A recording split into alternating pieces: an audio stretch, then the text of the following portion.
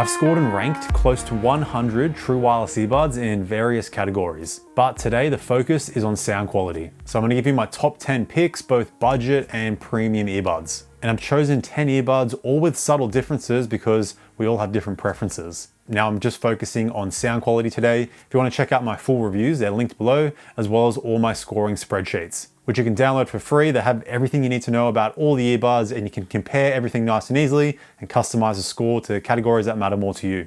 So now let's start with the cheapest pair and we'll work our way up in price. So bud number one is a Moondrop Space Travel. Retailing at 25 USD, they're dirt cheap, but you get solid sound. The stock tuning is nice and balanced. You get a very clean bass response. It's punchy, but still has some nice deep sub bass. You get a smooth mid-range and pretty smooth treble as well, but still with nice detail and some sparkle. The soundstage here is just okay. Basically here, if you like a clean sound with solid instrument separation, this is the best you can get at this price. I prefer the buds with the Basshead EQ preset on, which only subtly boosts the bass. So it's still a pretty clean sound. The only issue is the Moondrop app isn't available right now. It was a couple of months ago. So if you buy these buds now, you're stuck with the stock tuning. So keep that in mind. Now, bud number two is a Soundpeats Engine 4. You can usually find these well under 50 bucks. Now you don't get noise cancelling, but you do get amazing sound quality. This is slightly more dynamic compared to the Space Travel, so the bass kicks in pretty hard. You get full sub bass and mid bass, but it's boosted to the point of not being muddy or over the top, so you still get some solid punch. The mids here are boosted well, so you get natural vocals, and the treble is quite precise, a bit lacking with the upper treble, but the soundstage is nice and open here. You do get slightly better instrument separation on the Space Travel, but if you like a slightly more dynamic sound that's still balanced, these are going to be the best option at this price. Now, if you still want this great sound, but also do want noise cancelling in a transparency mode, then bud number three might be the go for you. It's the Soundpeats Air 4 Pro. Because you get a very similar sound to the Engine 4, it's just slightly less rich overall. For a bud that has noise cancelling under the $50 price range, I currently have these ranked first for sound quality. Out of the box, it is slightly more balanced than the Engine 4, so I like a subtle bass boost in the EQ, and then they sound great, very close to the Engine 4. Now, bud number four is the Samsung Galaxy Buds FE. The tuning here is slightly V-shaped, so the sub bass kicks in quite hard when needed. The mid bass is clean. The only issue with the bass, it does lack a little bit of punch. The mids here are smooth, so vocals never fall back, even when there's a lot going on in a song. I would say they're ever so slightly recessed, but they still sound nice and natural. The standout here is the treble. It's boosted to a level that gives you great detail and sparkle, while never getting too harsh or over the top. That is an issue for me with the Galaxy Buds 2 Pro. They're just a little bit too bright for my liking. The Buds 2 Pro do have better clarity, but at the cost of that treble getting a bit over the top. Still, with the FE, it's a clean sound, you get a pretty open soundstage, and I think it's a tuning that anyone would really like.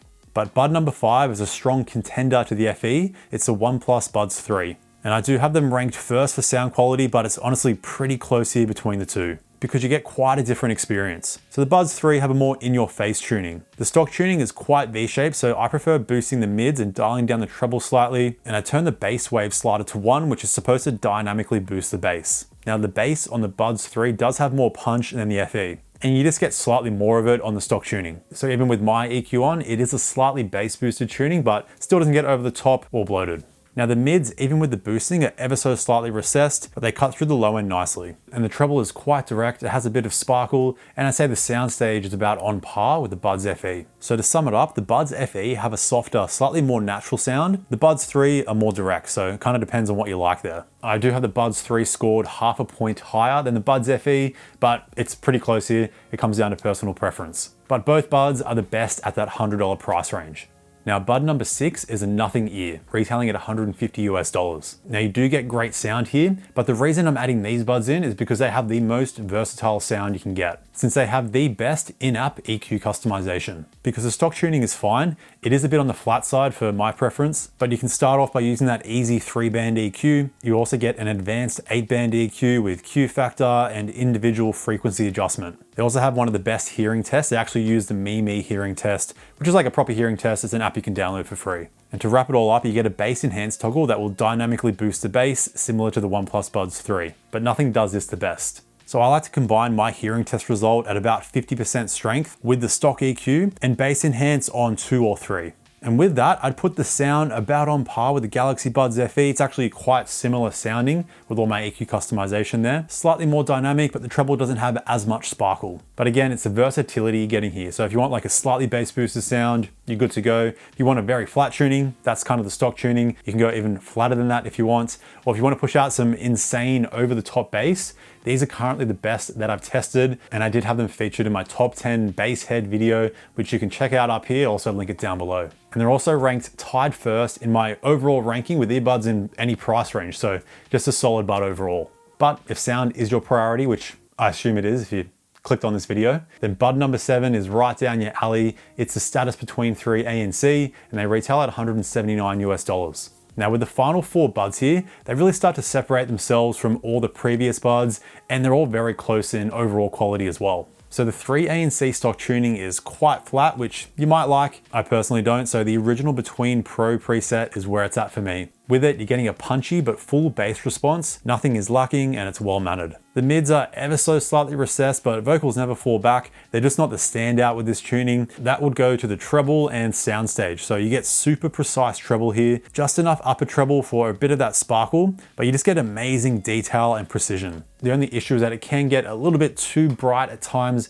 above 60% volume, but I'd say it's a worthy trade-off. The only issue with the sound is that there's quite a bit of EQ shift. So that's how your sound quality changes with noise cancelling on compared to noise cancelling off compared to transparency mode. So if you switch between noise cancelling on to noise cancelling off or transparency, the bass is boosted by about 10%. So this gives you like another option with your sound if you like slightly more over the top bass, because it does get slightly muddy when you have transparency or noise cancelling off. So you do get a bit of a cleaner sound with noise cancelling on. Now, bud number 8 is the Sennheiser Momentum 4. To get the best sound out of these buds, you need to run them through the sound test. It's like a hearing test, but that doesn't really do anything. You just move this dot around after it's done, and that'll customize the sound. So the further to the right, you get more treble. Further to the left, more mid-range. Slider to the top is less bass, and slide that down to the bottom, you get more bass. So I usually have the dot around here, which is a little bit bass boosted. Now I notice this really improves the soundstage more than what you can do with the included 5-band EQ. So after the sound personalization, the standout here is a treble. They have the nicest sparkle and solid detail. You get the open soundstage, full bass. The mids are a bit recessed, that's the only real issue, so you don't get the best instrument separation here as well. But they have a pretty unique sound that I enjoy, and I know many other people do as well.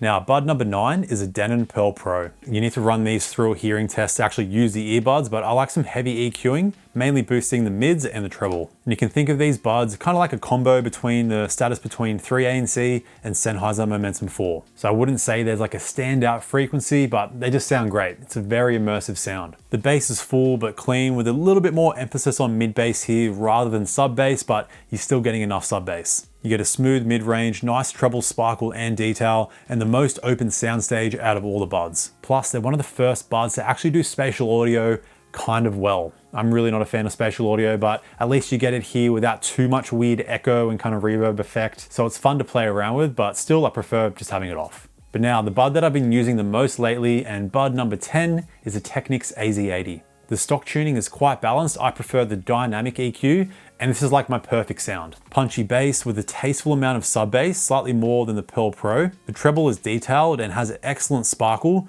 Not quite as much as the Momentum 4, but it's pretty close. The mid-range is a standout though. Both male and female vocals just sound the best on the AZ80.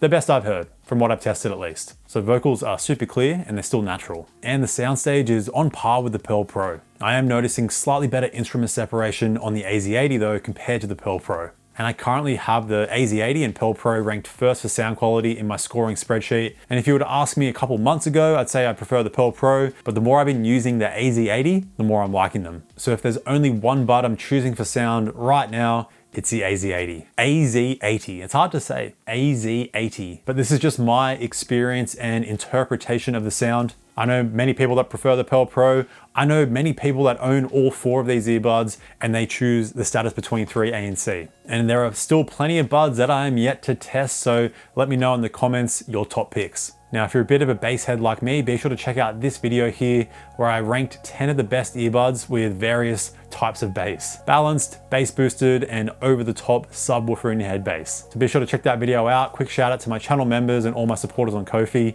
Really appreciate the support. So thanks for tuning in, stay picky, and I'll see you in the next one. Bye now.